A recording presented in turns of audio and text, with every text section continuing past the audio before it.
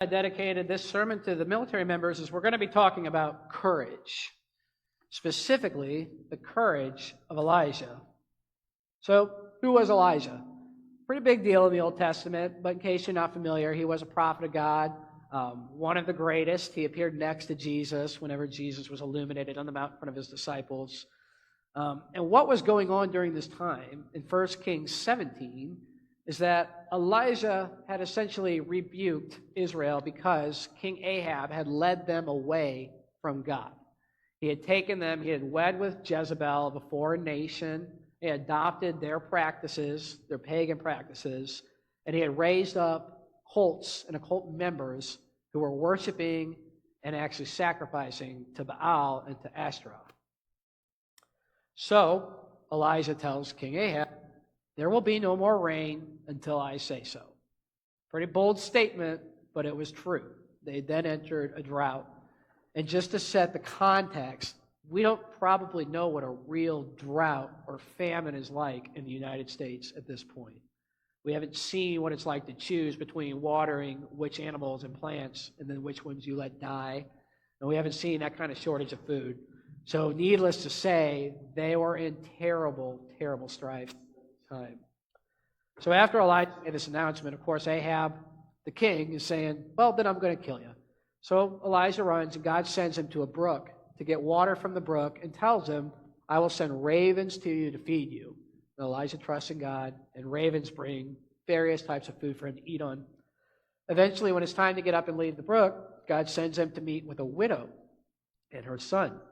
And when he reaches their house, her immediate fear is that there won't be enough food to provide for everyone, her son, and Elijah.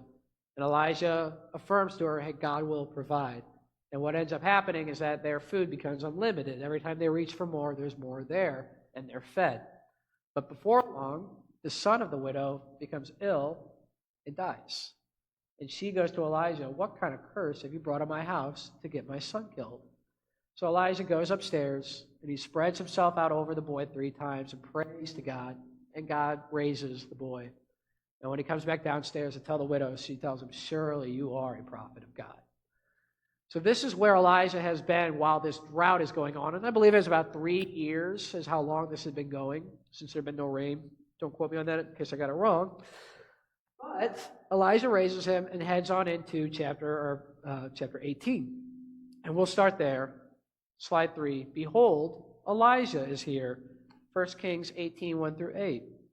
After many days, Yahweh's word came to Elijah in the 3rd year. There, I was right about that. In the 3rd year, saying, go show yourself to Ahab, and I will send rain on the earth. Elijah went to show himself to Ahab. The famine was severe in Samaria. Ahab called Obadiah, who was over the household. Now Obadiah feared Yahweh greatly, for when Jezebel cut off Yahweh's prophets, Obadiah took 100 prophets and hid them, 50 to a cave, and fed them with bread and water. Ahab said to Obadiah, go through the land to all the springs of water, to all the brooks. Perhaps we may find grass and save the horses and mules alive, that we not lose all the animals. So they divided the land between them to pass throughout it. Ahab went one way by himself, and Obadiah went another way by himself. As Obadiah was on the way, behold, Elijah met him. He recognized him and fell on his face and said, is it you, my lord Elijah? He answered him, it is I. Go tell your lord, behold, Elijah is here. Imagine that kind of an introduction. They're walking to a room, behold, I'm here.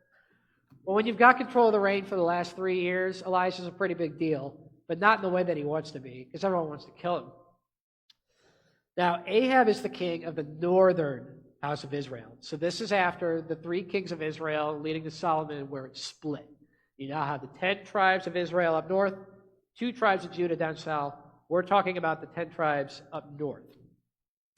Now, there's no rain and there's no food going around right now. The drought and the famine has pretty much overtaken the country. And Jezebel is on a roll, making sure she kills every one of God's people and prophets. Now, we learned that Obadiah was a bold guy. When Jezebel was out to kill, he was putting the prophets away and hiding in caves. We know that he's no coward. We know that he loves God because it tells us, and that he respects Elijah because he bows down to Elijah when he sees him. But Ahab sends him alone, and here he is with Elijah. So let's find out what happens next. A bold Obadiah becomes fearful. 1 Kings 18, 9 through 14. He said, "How have I sinned that you would deliver your servant into the hand of Ahab to kill me? As Yahweh your God lives, there is no nation or kingdom where my Lord has not sent to seek you. When they said, 'He is not here,' he took an oath of the kingdom and nation that they didn't find you. Now you say, 'Go tell your Lord, behold, Elijah is here.' It will happen as soon as I leave you that Yahweh's Spirit will carry you where I don't know where. And so when I come and tell Ahab and he can't find you, he will kill me. But I, your servant, have feared Yahweh from my youth. Wasn't it told my Lord what I did when Jezebel killed Yahweh's prophets? How I hid 100 men of Yahweh's prophets with 50 to a cave and fed them with bread and water. Now you say, 'Go tell your Lord, behold, Elijah is here. He will kill me.'" So Obadiah is now fearful. He's now fearful because he's lost his trust and his faith. He's not trusting that Elijah is going to keep his word and actually show up. And he's not trusting that God is going to make sure that Elijah keeps his word and shows up. He is simply afraid and needs to be re-encouraged. There is no nation Ahab hasn't looked for you. This is the world's most wanted man. Not only did he go to the nations and say, "You better find this Elijah and bring him to me, but if you tell me he's not there, you're going to make an oath that he's not there. Don't mess this up." Ahab wants Elijah. "After all I've done, you'll have me killed." After all I've done. Is that not what fear produces, where we turn back on our past and rely on it for our future? Are we ever done so long as God gives us breath? Are we ever finished? Do we ever not have work to do ahead of us? Should we sit back on what we've done in the past and say, "I did that, I'm still waiting for my reward"? Well, it got nothing for Obadiah. His fear God was missing, so he feared everything else. Slide 5, troubler of Israel. 1 Kings 18, 15 through 17. Elijah said, "As Yahweh of army lives, before whom I stand, I will surely show myself to him today." So Obadiah went to meet Ahab and told him, and Ahab went to meet Elijah. When Ahab saw Elijah, Ahab said to him, "Is that you, you troubler of Israel?" What a joke. I mean, really, let's talk about some of the things that Ahab had done to trouble Israel. Ahab had been seduced by Jezebel of a foreign pagan nation, married her, and integrated their cultures and their religions together. He had put together cults that honored Baal and Asherah, false idols, and turned away from God. Essentially, he rejected God. He rejected Yahweh. He was doing it his way. And he allowed the slaughter of God's prophets by the hundreds. Now he has the audacity to say, "You troubler of Israel." What I love, though, is Elijah's response. And I'll say this. When we're falsely accused, when people make accusations that aren't true, Elijah teaches us right here exactly how we're to handle it. Slide 6, the gauntlet is thrown. 1 Kings 18, 18 through 19. He answered, "I have not troubled Israel, but you and your father's house, and that you have forsaken Yahweh's commandments, and you have followed the Baals. Now, therefore, send and gather to me all Israel to Mount Carmel, and 450 of the prophets of Baal, and 400 of the prophets of Asherah, who eat at Jezebel's table." So this is how you respond to a false accusation. First off, you simply speak the truth. And then when he points back at Ahab, he tells him exactly what has transpired and why they're in the situation that they're in. "It is you who troubled Israel, King Ahab. It is you who turned us away from God." Now he says, "Bring all of Israel to Mount Carmel." Not just the news, not just your friends, my friends. Anyone that can make it, everybody's going to need to see what's about to happen. The whole nation, bring them here. Secondhand stories aren't going to do. This is going to have to happen in front of everyone's eyes. Get your colts, get all 850 of those prophets, and pick the best ones. How do we know that? Because they ate at Jezebel's table. Jezebel was the queen.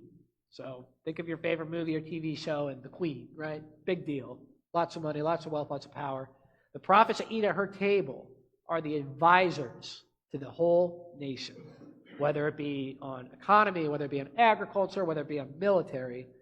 These prophets will get information from not God, from other entities, bring it back, and help the leader to accomplish their goals. Not saying it's a godly or good thing, this is just what they use them for. Now, the ones that eat at Jezebel's table would be the most powerful. So think of any religious leaders like a pope or any scholars like Neil deGrasse Tyson or any of these big shots that we turn to get our information from them. These are the people that Israel was getting their information from and who the leaders were getting their information from. They were powerful. They were not crazy homeless guys running around in rags in the woods. They actually sat at the table. Now, he wanted to do this at Mount Carmel, and there's a reason for that. There's a lot of stuff that happens in these various high places, but Mount Carmel being a high place is a place where these prophets would go and commune with their deities. They chose the lowercase gods, the lowercase Elohim to follow. They rejected God. Now they have to go to what's called a high place, up high in the sky where it's easier for these things to reach them. God doesn't have limits like this. But what Elijah was doing is saying, give it your best shot. We'll even go to home turf, and you can try it there. That's why they're going to Mount Carmel. Next slide, setting the stage. Then Elijah said to the people, I, even I only, am left as a prophet of Yahweh. But Baal's prophets are 450 men. Let them therefore give us 2 bulls, and let them choose 1 bull for themselves, and cut it in pieces, and lay it on the wood, and put no fire under. And I will dress the other bull, and lay it on the wood, and put no fire under it. You call on the name of your God, and I will call on Yahweh's name. The God who answers by fire, let him be God. All the people answered, what you say is good. So Elijah has issued this challenge, 1 man against 450. 850 total if you count the prophets of Asherah, but he's really after Baal. This is why he chose a bull to cut up. The bull is a representation. Baal worshipers worship bulls. So cutting up the bull, part of his symbolism that he tried to put in here. That's why you see the golden calf that the Israelites worshiped. All goes along in the same bucket. So the prophets get to pick the bull they want. They get to choose. They get to go first. Everything about this, Elijah is being a gentleman for this showdown. Cut it on the wood and don't light a fire. Now we're going to count on something miraculous, something supernatural. He's literally saying, whatever's going to happen is not going to come from us because we don't get to burn this offering. Call on your God and I'll call on mine. So imagine today standing in opposition to 450 scientists, 450 practitioners of a false religion, 450 occultists, Satanists, you name it. 450 people that are against you, and you have no one by your side but your God. That was Elijah. That's the courage of Elijah. Because there was no one there to put their hand on his shoulder and say, it's going to be okay. It might have looked a little scary, but he knew who God actually was, and that all these things that these people are following are nothing. They're dust. So he trusted in God alone, and that's where we have to be in our courage. When we feel fear, which is part of life, we feel it, we experience it, we have to learn to turn to God, not turn to our own bravery or courage that's brought up from within. And here I have a note that I think is just really important. That's the courage of a warrior, of a soldier, and dare I say, the courage of a Christian. How courageous are we as Christians? Do we stand by our book or do we compromise? Do we tell people how it really is because it is written by God? Or do we bow to, well, this scientist said this? Elijah stuck with God the whole time, and we're about to see the fruits of it. Elijah was willing to relinquish the control. Remember, nothing that he could do here was going to change the outcome. This wasn't a test for Elijah. Elijah doesn't get to throw a trick and slide a hand and get this thing lit on fire. He can just stand there and ask God to help him and then wait. That's all he's got. And the people said, "What you say is good." So they're ready. The show is on. Tickets are being sold. Not really, just kidding. But everyone is ready to see what's going to happen today. So the prophets go first. On slide 8, beckoning Baal. This is verses 25 through 27. Elijah said to the prophets of Baal, "Choose one bull for yourselves and dress it first, for you are many, and call on the name of your God, but put no fire under it." They took the bull which was given them, and they dressed it, and called on the name of Baal from morning even until noon, saying, "Baal, hear us." But there was no voice, and nobody answered. They left about the altar which was made. At noon, Elijah mocked them and said, "Cry aloud, for he is a god. Either he is deep in thought, or he has gone somewhere, or he is on a journey, or perhaps he sleeps and must be awakened." So he's sitting here mocking Baal at the throne of Baal, and nothing is happening, and there is a reason for that. They had just committed their entire morning to trying everything they could think of to get their lowercase g God to show up and do something. But of course he can't when Yahweh is present. So Elijah mocked them. Now, the word Baal, and the reason that sometimes when I'm reading these verses it says Baals plural, the word itself translates to Lord. So when they are talking about the Baals, they're talking about their lords or their masters.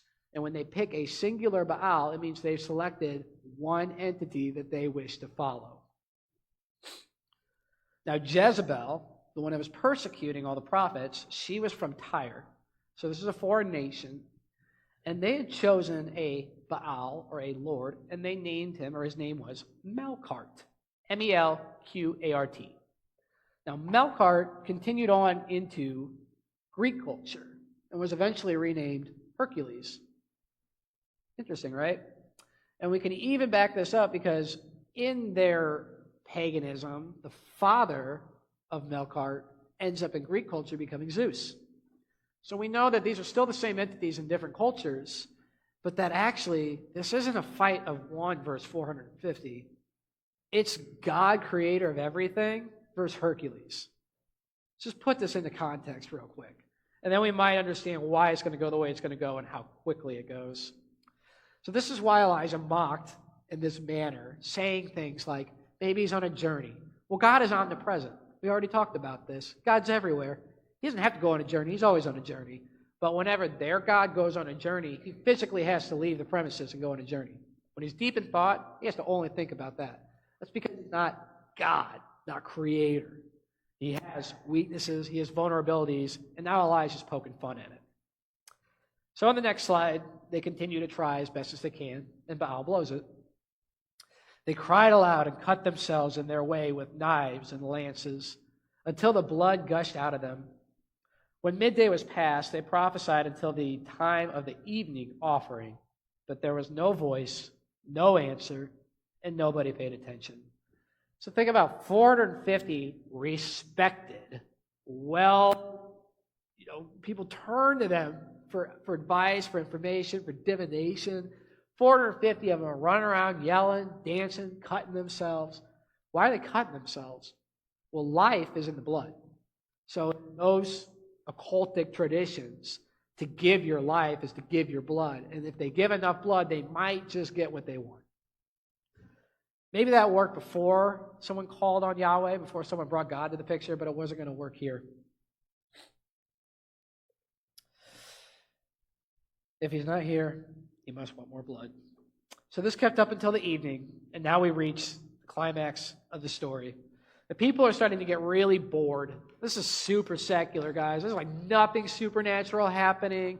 There's no paranormal. These prophets are crazy, and they're cutting themselves, and nothing's going on. So what does Elijah do next? Slide 10, courage against many, verses 30 through 35.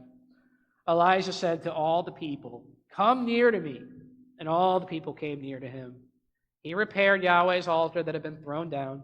Elijah took 12 stones, according to the number of the tribes of the sons of Jacob, to whom Yahweh's word came, saying, "Israel shall be your name." With the stones he built an altar in Yahweh's name. He made a trench around the altar large enough to contain 2 seahs of seed. He put the wood in order and cut the bull in pieces and laid it on the wood. He said, fill 4 jars with water and pour it on the burnt offering and on the wood. He said, do it a second time, and they did it a second time. He said, do it a third time, and they did it a third time. The water ran around the altar, and he also filled the trench with water. So Elijah is boldly, courageously getting everyone's attention. I know you've been bored all day long from morning until evening. Everybody come here. You're going to want to see this. Now, after watching 450 men fail, it might be a good time to slink back a little bit. Well, maybe we'll just let the ones that are still here see. No, Elijah says, everyone get in here. You got to see what God is going to do now. Everybody. So if he had any doubts, he was putting them to the side and he was trusting simply. Now he repaired the altar in a very specific manner that showed reverence and respect. We don't build altars today, but understanding that when he used numbers, he picked numbers that God likes because he's trying to honor God in literally everything that he does. So he put the altar back together, and he did so according to the unsplit, the unfractured nation of Israel when it was 12 tribes. Because we had the 10 in the north and the 2 in the south. Now we're split. That's not how God intended it, and Elijah is keeping that way. That God wanted this to be 12 tribes. He filled the trench boldly. So the amount of water that the trench would hold is apparently 14 liters that he would fill the trench around it. And then he has everyone pour water onto the offering itself. So this thing is soaked. The bull is soaked. The wood is soaked. Ever try to light wet wood on fire? It doesn't happen, right? So he knows if God's going to show up, the water's not going to stop it. It being a little wet is not going to stop God. But no one's going to be able to call trickery on this. No one's going to be able to call a magic trick. The whole thing is wet. Next slide. God answers, verses 36 through 39. At the time of the evening offering, Elijah the prophet came near and said, Yahweh, the God of Abraham, of Isaac, and of Israel, let it be known today that you are God in Israel, and that I am your servant, and that I have done all these things at your word. Hear me, Yahweh, hear me, that this people may know that you, Yahweh, are God, and that you have turned their hearts back again. Then Yahweh's fire fell and consumed the burnt offering, the wood, the stones, and the dust, and licked up the water that was in the trench. When all the people saw it, they fell on their faces. They said, Yahweh, he is God. Yahweh, he is God. That gives you goosebumps. You're not alone. I got them right now. Licked up the water, burnt the stones, burnt the dust. There was no doubt. This was God, and God was making himself known. Rather than sitting there and throwing everything but the kitchen sink to make this work, to get something supernatural to happen, Elijah did it once. He picked it at a specific time, at the time of the evening offering. So while the prophets were doing this thing all day, Elijah knew, it's God. I don't have to petition him 5 times. I'm going to call him once at this time, and everyone's going to be present. And it's either going to happen or it's not. If it doesn't happen, Elijah's dead. He's not walking away from this alive. There's got to be some courage here. Now, what does he say? What does he tell God? Like, is there a magic trick to get God to show up? No. But he honors God. Let it be known today who God is. God's doing everything. Elijah's simply asking, but remind your people who you are. Why did Jesus do the healings and the resurrection? Why did he do all these things that were inexplicable? Because it proved that this was the Son of God. And when Elijah petitioned God to help here, everyone knew who the real God of creation actually was when he showed up. It didn't have to happen twice. He didn't have to ask twice. None of that. And when it was done, the people fell on their faces. He is God. Yahweh is God. Okay, thanks for the reminder, Elijah. Now that we've seen fire fall from heaven, we get it. Slide 12. The ball's butchered. A lot of people have a lot of questions about this part, so I'll try to dive into it to the best of my ability. Verses 40 through 43. Elijah said to them, seize the prophets of Baal. Don't let one of them escape. They seized them, and Elijah brought them down to the brook Kishon and killed them there. Elijah said to Ahab, get up, eat and drink, for there is the sound of abundance of rain. So Ahab went up to eat and to drink. Elijah went up to the top of Carmel. He bowed himself down on the earth and put his face between his knees. He said to his servant, "Go up now and look towards the sea." He went up and looked and said, "There's nothing." He said, "Go again." Did this 7 times. So when he says, "Don't let one of them escape," that means that all these really powerful, well-respected prophets and advisors were scattering like cockroaches. They knew they were done, that they had called on evil entities that defied God. So why did Elijah have to kill all of them? 450 with a sword takes a lot of work. Just think about it. That's a lot of effort to kill 450 men. Why did he go through with it? They were guilty of the highest level of treason. They violated the first commandment. You shall have no gods before God himself. They violated this, and then they taught it. They spread it around. These weren't prophets that were going around taking people's lives. They were prophets that were going around targeting people's souls. They were trying to get people to deny their Creator, and therefore they would have no chance at life or at life after. They directly oppose that first commandment. They destroy the souls. But anyone or anything that leads you away from God today is similar. So when it says put to death the flesh, if the flesh leads you away from God,